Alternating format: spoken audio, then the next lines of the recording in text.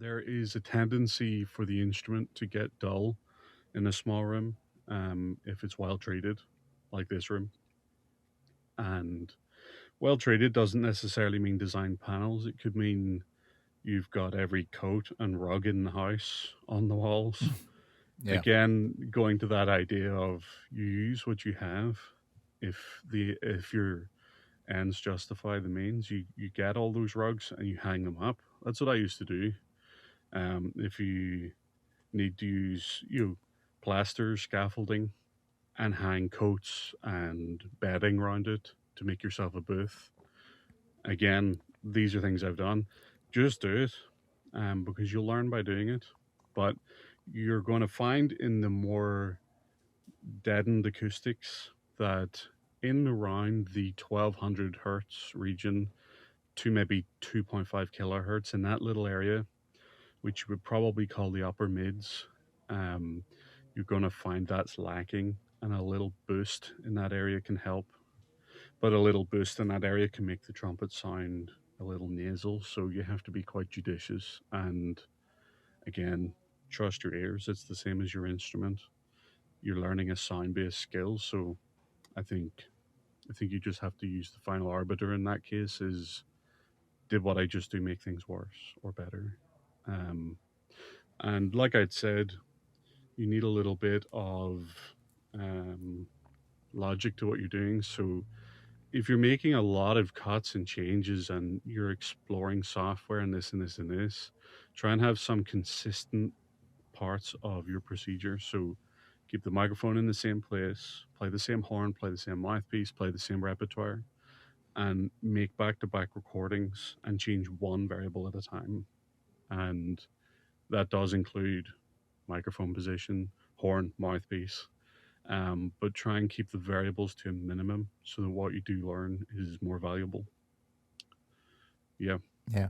And that's actually a really good point, just in general, that when people want to make any level of change, whether it's in the recording, trying to get a different sound of the recording, whether it's trying to get a different sound of the horn in general, or any aspect of life, you're not happy with your mental state or your physical state or whatever it is.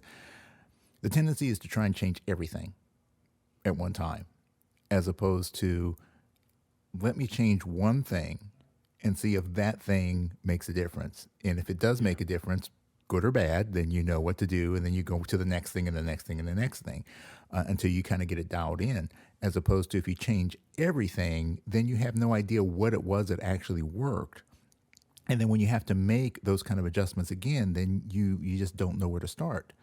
So there's actually a guy who's written a number of books and blogs and things like that, Tim Ferriss, and he talked about the idea that he has of when he wants it to see how something is going to work or how it's going to change, he'll do something like 180 degrees different than the way he's been doing it, but he does it for like one day.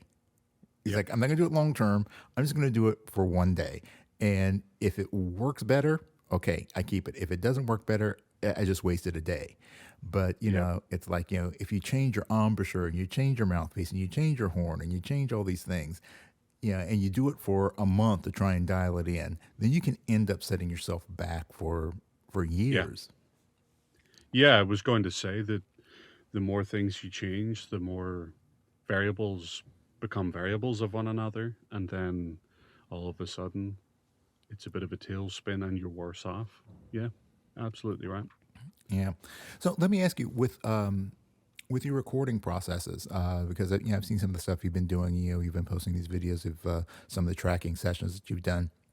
So when you're the arranger, you're the player, you're the engineer to a degree. Well, you are engineering your own tracking session, and in some cases, you may actually end up being the producer.